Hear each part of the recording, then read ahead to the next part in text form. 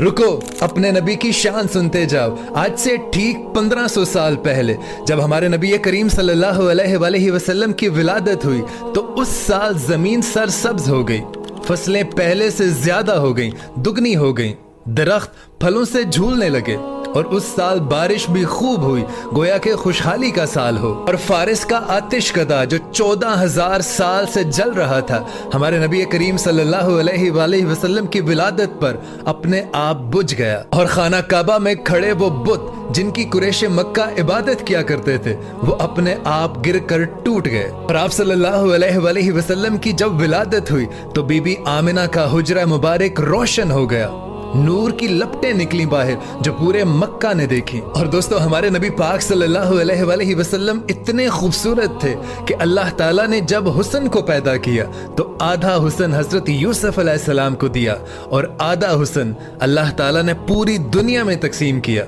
लेकिन उसमें हमारे नबी पाक सल्लल्लाहु अलैहि वसल्लम शामिल नहीं थे। और हजरत आयशा रजी अल्लाह ताला अन्हा फरमाती हैं कि मिस्र की औरतों ने हजरत यूसुफ अलैहिस्सलाम का जब हुस्न देखा तो उन्होंने अपने हाथों पर छुरियां चला दी थी, लेकिन रब्बे काबा की कसम, अल्लाह की कसम, अगर वो हमारे नबी पाक सल्लल्लाहु अलैहि वसल्लम का हुस्न देखती तो अपने दिल पर छुरियां चला लेती। और फिर एक हदीस पाक में आता है कि हजरत जाबिर रजी अल्लाह ताला अन्हु फरमाते हैं कि हमारे नबी करीम सल्लल्लाहु अलैहि वसल्लम इतने खूबसूरत थे जैसे 14वीं का चांद चमक रहा हो।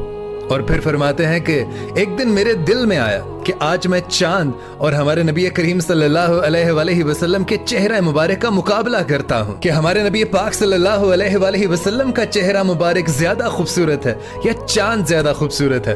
आप फरमाते हैं कि मैं नबी पाक सल्लल्लाहु अलैहि वसल्लम के पास मस्जिद नबवी में गया।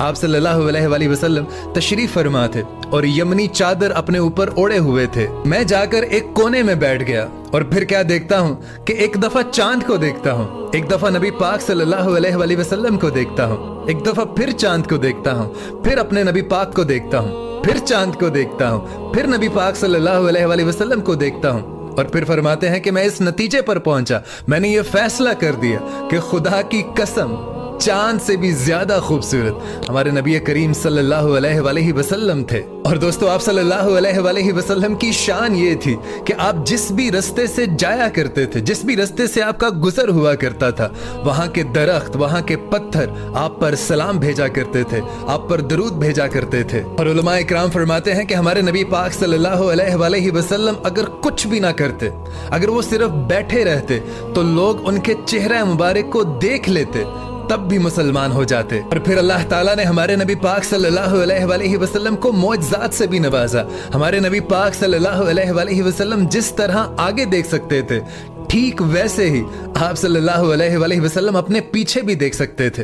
और आप सल्लल्लाहु अलैहि वसल्लम खारे पानी में अगर अपना लुआबे दहन डाल देते थे तो वो पानी मीठा हो जाया करता था। आप सल्लल्लाहु अलैहि वसल्लम के पसीना मुबारक से खुशबू आया करती थी और आप सल्लल्लाहु अलैहि वसल्लम का जो पसीना मुबारक था वो धोवन के तौर पर इस्तेमाल होता था। और सहाबा इकराम फरमाते हैं कि आप सल्लल्लाहु अलैहि वसल्लम के पसीना मुबारक से इस कदर खुशबू आती थी, इस कदर खुशबू आती थी कि उसमें मुश्क और अंबर से भी ज्यादा खुशबू आप सल्लल्लाहु अलैहि वसल्लम के पसीना मुबारक से आती थी। और फिर अल्लाह ताला ने अपने महबूब को सबसे बड़ा तोहफा ये दिया कि अपना नाम अपने महबूब के नाम के साथ कयामत तक जोड़ दिया, ला इलाहा इल्लल्लाह मुहम्मदुर रसूलुल्लाह, ये क़यामत तक जुदा नहीं हो सकता। और दोस्तों, हमारे नबी पाक सल्लल्लाहु अलैहि वसल्लम की शान ये भी है कि उन्होंने सिर्फ 63 साल और 3 दिन की जिंदगी पाई और आज ठीक 1500 साल बाद मैं यहाँ बैठा उनका जिक्र कर रहा हूँ और आप वहाँ बैठे उनका जिक्र सुन रहे हैं।